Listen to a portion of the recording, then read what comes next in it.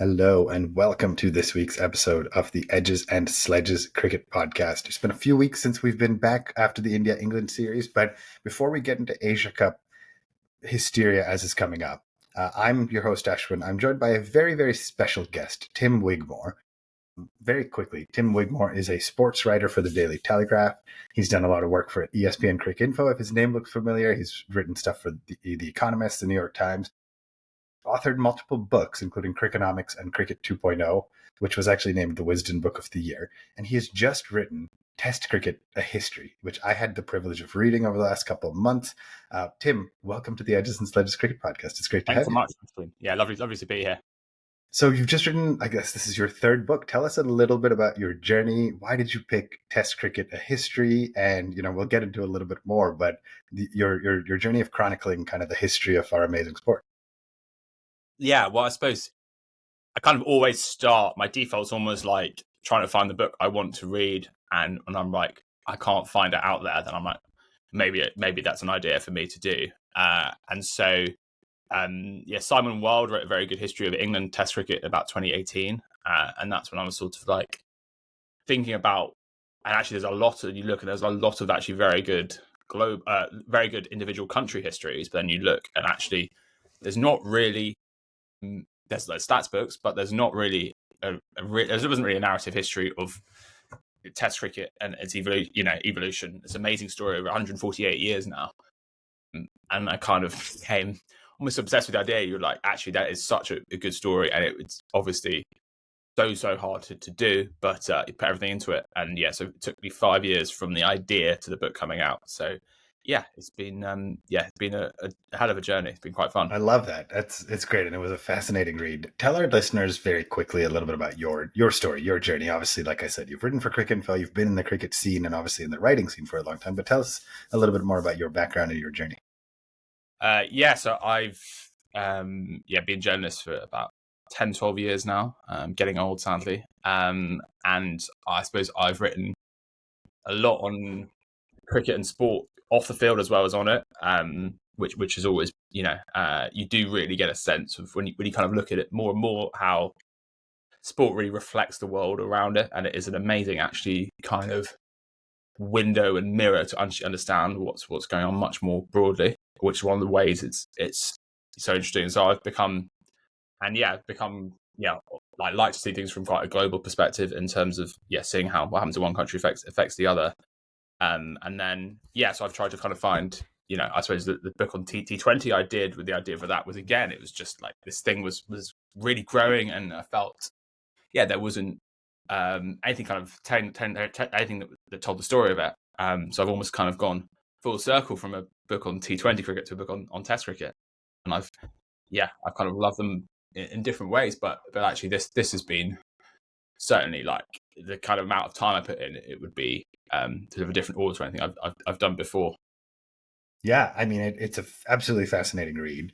I do want to ask you, in the 5-year journey of this book going from idea to being out in the market now, was there ever any point, we talk a lot about Test cricket, is it going to survive this next generation, right? The generation who watches 6-second TikTok reels. And I mean, it's what led to the birth of T20, honestly. Absolutely. And for us as cricket fans, there's nothing greater than, and even shorter than T20 now. That's right, the hundreds, which we'll see how the future of the 100 evolves. There's been some news recently about potentially that format evolving. But yeah, I mean, even for us, right, as Test cricket fans, we love and watch the IPL.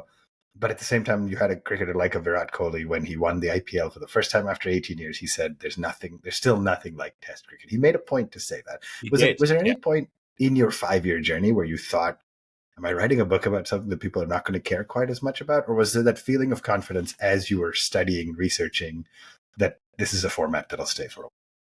No, it's a great question. So one of the big findings from the book was the extent to which people have always worried about the future of Test cricket. And this really, I knew there was a little bit of this going on, but I hadn't realized the extent of it, so the first reference I could find is basically the game's not as good as it used to be. The players now, they play for money, not the badge on the shirt, was 1884.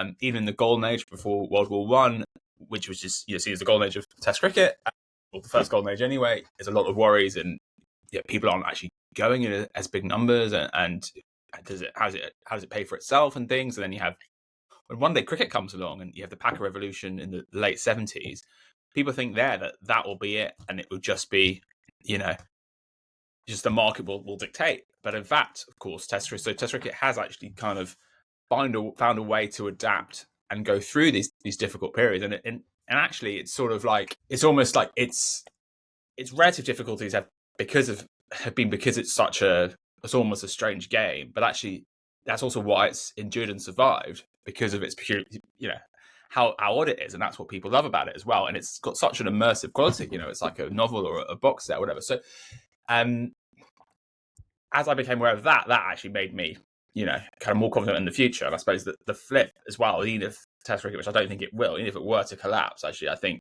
the story of near 150 years is still well worth telling in its own right. So no, I wasn't too worried about that. And actually, I would say, a little bit more optimistic about the future of the game now, actually, than when I started the project.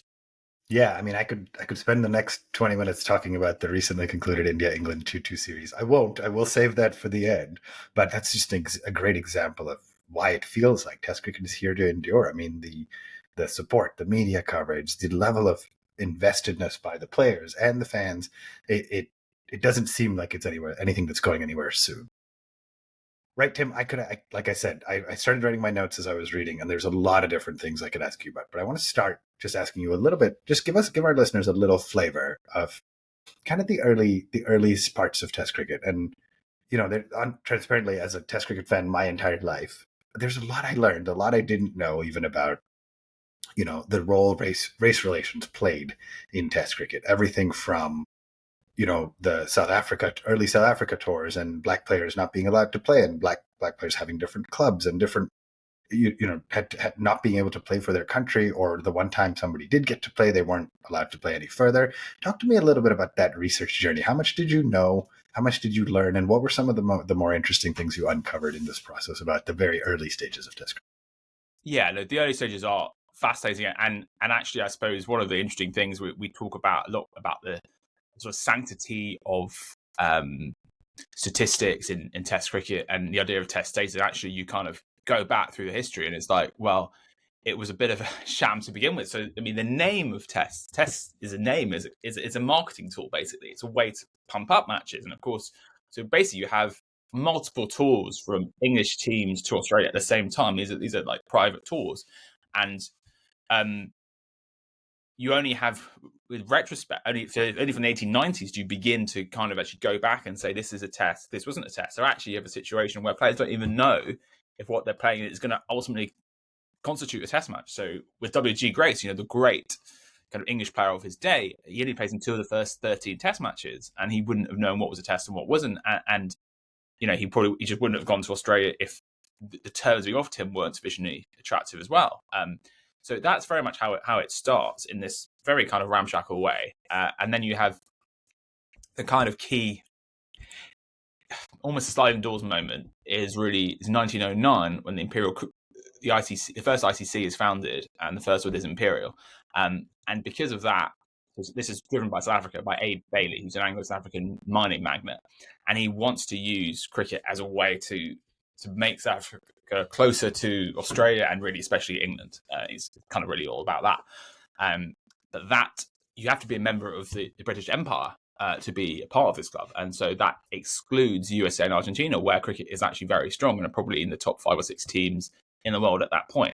And this is the sort of sliding doors moment to get a different game, a more global game, and one that doesn't have, without the ties to the British Empire in the same way. And that's very exclusionary. And then you talked about race there. So yeah, so race is such an undercurrent in the early journey of early stages of Test cricket. So you have, South Africa do not pick any players who are not white. So there's a controversy about one player they might have picked possibly before, but they only play against one player who's not white until 1992, when they returned to Test cricket after the apartheid ban, and they are clearly involved in the selection of English players against South Africa, which is why you get Ranji does not tour South Africa. For example, Leap Sinji, his nephew, also doesn't tour South Africa. He plays one test against them. So this is a real sort of sinister undercurrent to Test cricket. You have West Indies, of course. This is almost a different level. In fact, so West Indies get Test status. Their first Test is 1928.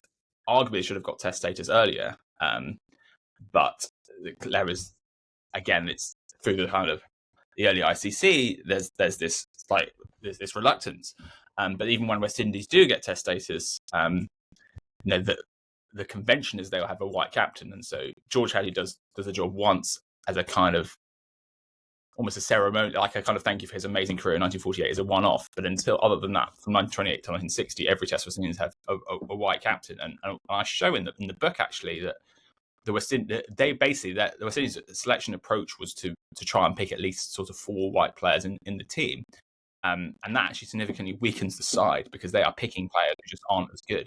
So the average for until 1960 for a non-white batsman to play in the top 6 is 43, and for a white batsman is 28. So they're losing 15 runs an innings through this. So it's extraordinary how much this affects who plays. And then you have it England as well. There's Ranji, actually his selection in 1896, he could have been selected earlier, but it's actually Old Trafford who then, because the host of the game, the venue has a say in selection, so they help to ensure Ranji is actually picked when he should have been picked before. Is an incredible player. But then England have amateur captains until 1952, and again, this a bit like West Indies and black players, and white players.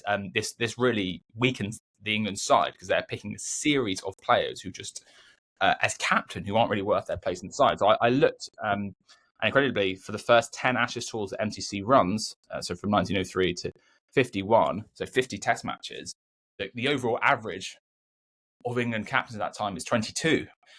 So yeah, England are like, why are we losing the Ashes? Well, you're not picking your best team, and I think, and Australia does have these issues as well. So you have with Eddie Gilbert, great fast bowler in the 1930s, and a few other fantastic Aboriginal fast bowlers who are basically just not picked because of that race. So Australia, this is true in Australia as well. But I think Australia selection is a bit more merit based. There's probably fewer players from Australia who should be playing who are not than in other countries. So Australia are probably a little bit closer to picking their actual best team than other countries. But it's incredible throughout the history of Test cricket how rare it's been for a Test match to genuinely be fought between the best 11 available players of both those countries. It's incredibly rare. The way the politics intervenes again and again affects who's picked. Yeah, to go back to West Indies, actually, their first home Test series against England, 1934 Test matches, they picked 30 players in those 4 matches, and the different captain in each game. And in each case, the captain is A, a white player, and is B, from the home territory that's hosting the Test match. So this kind of arbitrariness again of kind of hard to reconcile. And you go back to the 1880s, England would pick teams to South Africa, and they would send basically about C or D teams. They would deliberately send understrength teams because they wanted the games to be half competitive. So when people talk about day-night matches ruining Test stats, it's very, very strange. Yeah, I mean, it's so fascinating. You said a lot of really interesting things. I mean, one of the ones, even from an Indian lens, was the role sort of the princes or the families of princes played in early parts of cricket becoming a force in India, which again was not something I had really, you sort of know some of these things, but until I got to reading your book, you learn how fascinating it is. And the data, I'm a numbers guy on the podcast for our listeners who know all three of us. I'm the guy who's always showing up with the numbers. Some of the data is fascinating. Even as you said, 15 runs per batter per inning that are being lost for was that a West Indies side? I mean, it's just stunning types of numbers. I do want to ask you about a couple other numbers. One of the things you shared actually in your book, which is fascinating, is the numbers I wrote down. So correct me if I'm wrong, but out of the first 2,573 tests, a whopping 84 were decided by what you defined as extremely narrow margins, right? So that's less than 30 runs or less than 3 wickets. That's about 3%. I mean, that it makes sense when you think about it, but it's also just a staggering number for how one-sided this sport can be, and how when we get these close matches that we've probably been, spoiled by in the last 5-10 years in the Bazball era, which I'll come to. I mean, how fascinating was that to discover? And what did you see kind of the trajectory over the decades of how matches were starting to change? Yeah, no, it is kind of mind blowing. I guess it's like, I think the Test cricket fans kind of know that you like need the boring bits to make the good bits even better, and there is that kind of trade off. Because you go to a T20 game and it's kind of the whole structure is designed to produce a close finish. So if a game is won with even with a six off the last ball, it is still special, of course, but you don't have a sense of like, this is not designed, this was not meant to happen. And so when you have 5 days, like again, we've had multiple times in the England India series. In fact, we had 25 days really, and it comes down to the last morning. It's incredible. Like, you need so many things to kind of go in your favor for that to happen. And it's like actually a perfect. So having a perfect series, which is 2-2 going to the fifth test, I think we've only had a couple of times in history. So it's like you need so many of these parts to go in your favor, which is also part of the which obviously means you can have some very, very dull tests, but you also those kind of helped. They elevate the guns even more. And I suppose also you can have test match as well because of the format as well. You have quite a lot of matches which are you could have a very good test for 3 or 4 days, and then it ends with one team needing 220 to win, and they collapse and they're all out for 100. And so in the end, you've had a one-sided finish, but you still had actually lots of very compelling cricket. So I think you need so much to go right to keep on to end with 4 or 5 days. And get to a close finish, and it is why when you do get those really close epics, they kind of stand out even more. I suppose they have been becoming more common for one reason, which is that we have more results with more positive matches, more positive results nowadays. Draws are very, very rare now.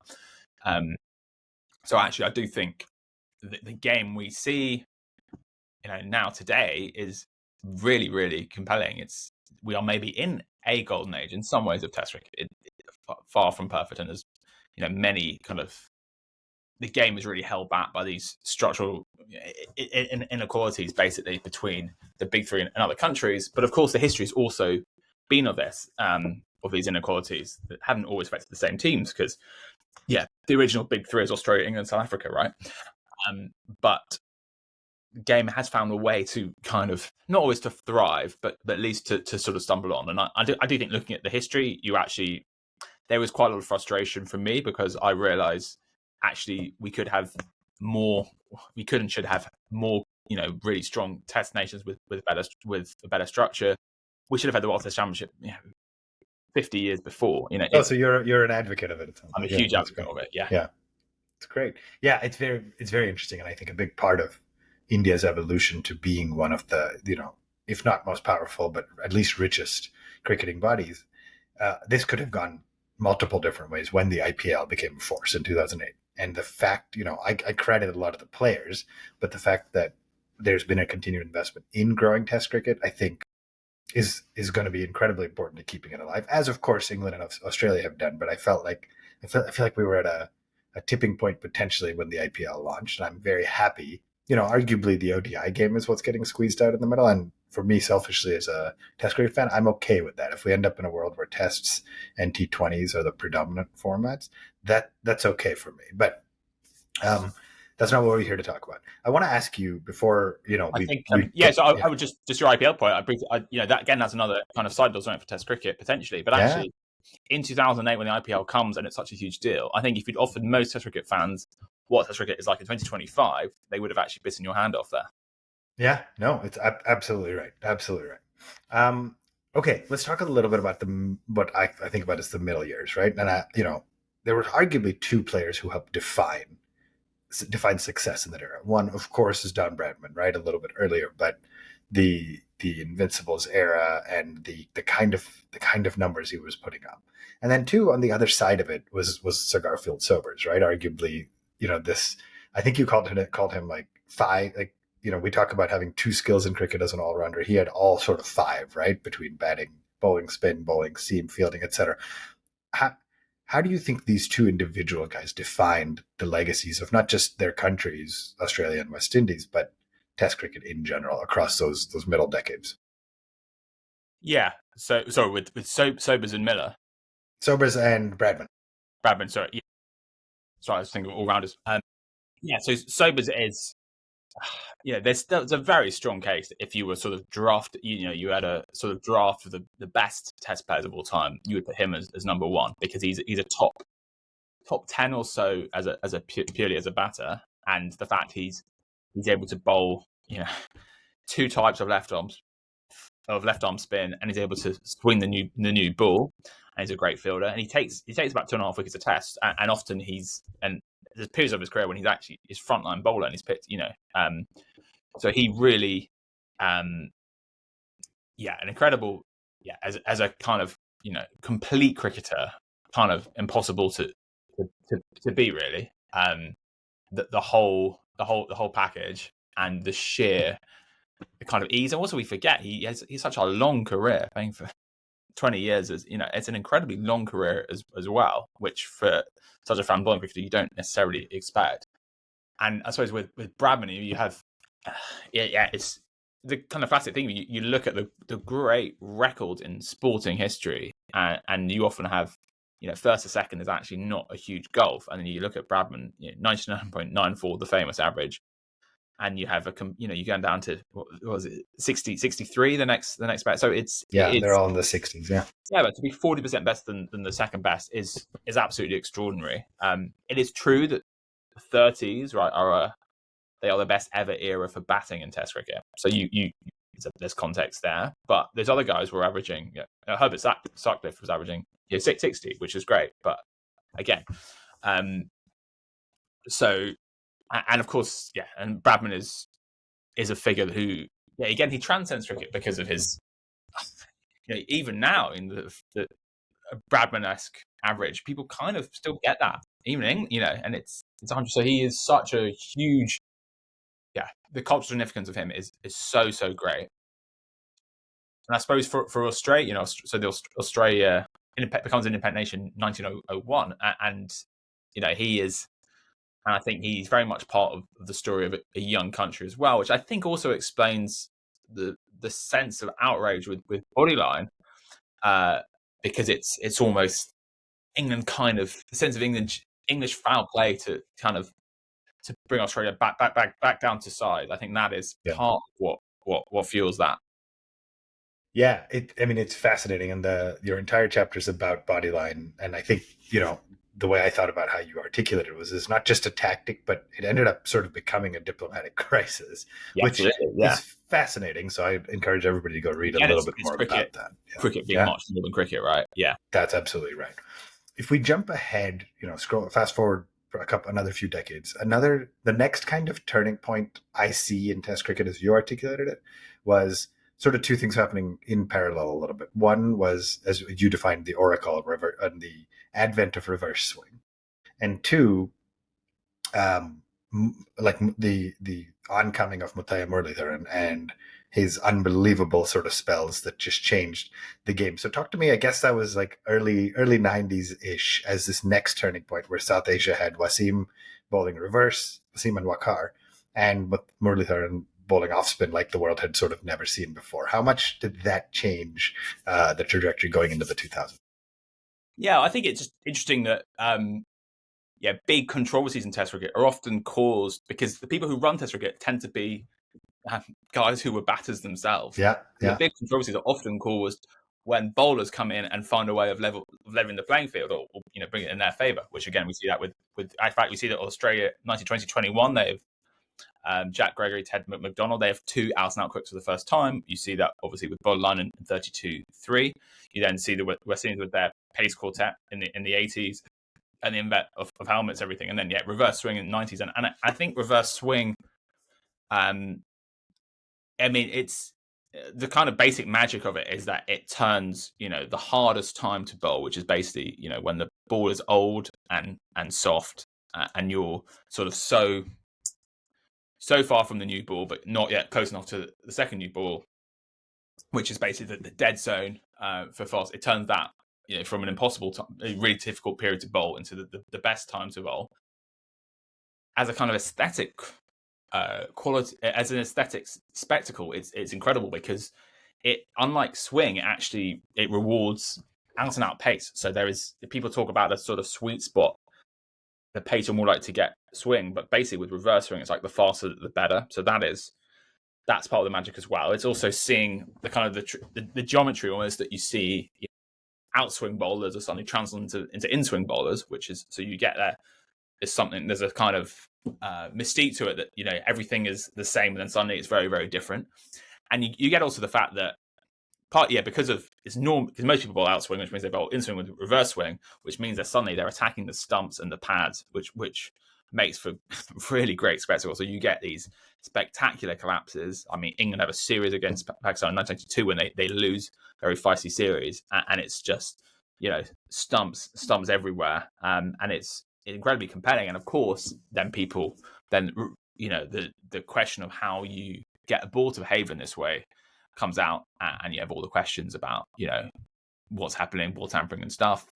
Someone in my book, I talked to an England player who played in 1992 against Pakistan at the Oval, and he said before the match, we all thought Pakistan were cheating with ball tampering. So we said, we're going to stop being so English about it, and we're just going to do whatever we want to the ball. We're going to scuff it up or whatever. Actually, Pakistan then scored 500 against England anyway. So which tells you, actually, maybe it's not the ball, maybe it's the skill of the bowlers, right? Yeah, a little bit of karmic justice there too. That's fascinating. I didn't, I mean, listen, our sport is not also perfect either, right? There have been incidents, there have been issues, there have been concerns with cheating, gambling, tampering, things like that. But it's especially fascinating. I think your insight on batters have run the game, and I think you talk a lot about, by the way, how batters have been captains for the vast. I think it was maybe Richie Gannon was the first one. It actually goes back beyond that. It goes back to the kind of the basics of, to become a cricketer.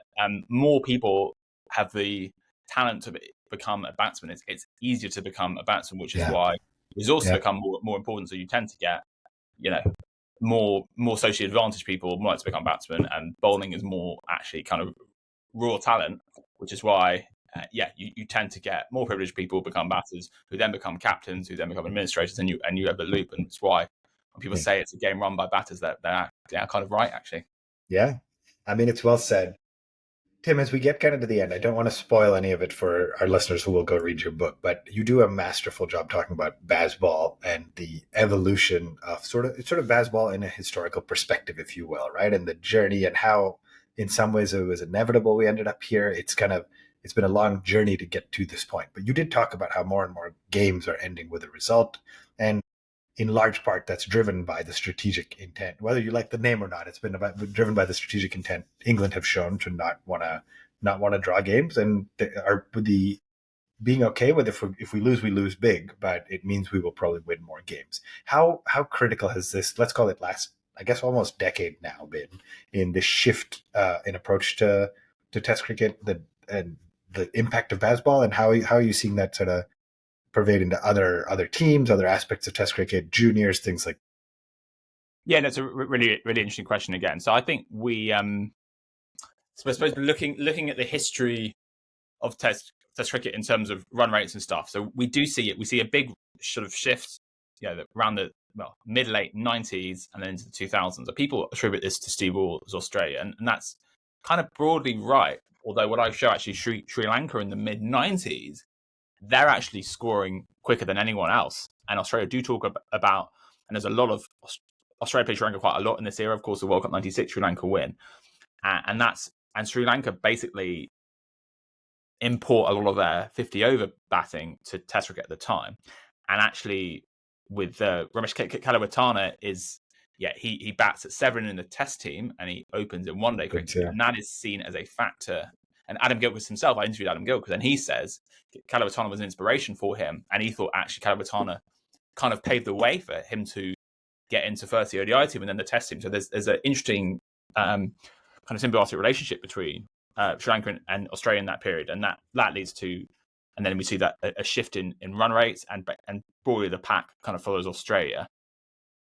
Now, and run rates will then kind of a new equilibrium, and then Bazball has been a big shift. So it really has been a huge shift in terms of England was scoring at basically a run over quicker under Bazball than any team has in history has scored for over as long a period. So that it is a really massive change. And I do, when people say, "Oh, it's not a big shift," it is a big shift. But I think also there's, in terms of how revolutionary, there's two aspects of the question, which is what England doing revolutionary? I think the answer is basically yes. And then is it revolutionary in its impact? And that is a much more, well, it's an easy question, which is it's not really, because England they're not like Steve was Australia, who won 16 games in a row. England we've had England against Australia and India, right? Under Bazball, they've drawn 2-2 twice at home, and they've lost 4-1 away in India. But you have to remember that England had won 1 in 17 tests before Bazball. So if the strategy is taken England from 6 or 7 to 3 or 4, that's still been vindication, right? But it is interesting as well. The last 2 home summers, I think we have seen a refinement of Bazball in terms of England's scoring is not always as gung-ho. Like it still can be in periods, but it feels like they think they found a kind of new equilibrium.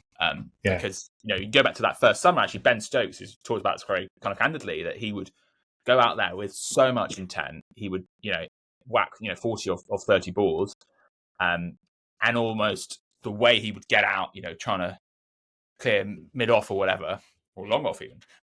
He would have said that was a kind of message to the dressing room as well. He was setting, and so England have it's kind of moved back a bit since, and now of course with that we're in a position where draws are becoming so rare. Genuine draws are becoming so rare. Obviously, you're always going to get the occasional weather game, but I think last year there's only 2 draws in 50-odd test matches. Real draws are so rare. I mean, obviously one of those India-England, that was a genuine draw, and that was Old Trafford. It was phenomenal. But kind of can't compute what's going on here, right? So and so we're in terms of the game as it's played, it's a very exciting era of Test cricket for sure. Yeah, really well said. I mean, we already talked a little bit about it, so I won't bother you more about the 2-2 series. It is just a fascinating sport where, I live in the US, our listeners know, but I try to explain to somebody how 2-2 felt like a win for India, or that draw at Old Trafford felt like a win for the Indian team, with the numbers, I guess, of 6 and 7 making centuries on the final day. Some of that nuance is what makes the sport so amazing. Tim, before I let you go, we have a big Ashes series, or you, I guess, as an Englishman, have a big Ashes series coming up later this year. Hasn't been the best run of form for the Brits in Australia. Obviously, 5 tests in Australia coming up with Bazball, with everything going on in the sport. Pat Cummins maybe out with injury, at least for part of the series, etc. How do you feel like that series is going to go down? We like to do predictions on this show, so let me ask you for an early Ashes prediction for this year. No, so I would say that to zoom out, and I think, for me, having written a book on the history of Test cricket, I'm always going to think about that. And so, in recent history, England have last 3 series in Australia, England have lost 13-0. England have won, they've won once in Australia since 1986-87. And so it's very difficult. And everyone always says Australia's team, as a rule, about to decline, and they say that every year, and then they're still around. I think, having talked to Indian journalists and stuff quite a lot this summer, they just think Australia's bowling is quite a lot better. And obviously, Josh Hazlewood missed most of that series, but Scott Bowden was still player of the series when he came in. And I think spin, clearly Australia do still have an advantage as well. And I think my gut is 4-1 to Australia, but maybe winning a live test and being like competitive and much more competitive than they have been. But I just think it's asking a hell of a lot to go there and win. And I don't think England's bowling is. Well, no, England's bowling needs everything to go right. And if England have Mark Wood and Jofra Archer fitting at their best throughout the series, then it really is possible. But I just, looking, and that would be quite extraordinary given their recent injury records. But obviously, if that does happen, then England do have a real chance. But I just look at Australia's bowling, and it's so relentless, basically. Yeah, especially as you said, the depth of Scott Boland not even making the 11 in many cases. I mean, most nations would kill to have him in their starting bowling lineup, let alone come in when there's an injury, right? So just unbelievable. All right, Tim, it has been an absolute pleasure. I have loved reading your book. It's been just a great chronicling of the history, and not only something I enjoyed reading, but something I will go back to look at the data and reread the stories and things like that. Can you quickly tell our listeners where they can find your book, how they can read it themselves? There it is. You got it in front of you. Wait, can get it from all good bookshops, as they say. You can also get it online in all the usual places, and it's worth saying you can order it anyway. It's available. Certainly, England, India, and Australia, and New Zealand in normal bookshops, but actually in America, for example, you can order it online, and so it will get you to wherever you are in the world. Well, I think if you've enjoyed our chat, I think you'll enjoy the book. Obviously, tons of interviews, tons of research, but very much written as a narrative story. So it's hopefully it's fun to read as it was to research and write. I love it. Thank you for taking the time to be on the show. Thank you, everybody, for listening. This is the Edges and Sledges Cricket Podcast. If you have questions for Tim, things you want us to follow up with him more on, we're at One Tip One Hand on all the socials. You know that. If you're on YouTube, leave us a comment. Tim, thank you very much for joining us. This has been the Edges and Sledges Cricket Podcast. Signing off. Thanks so much.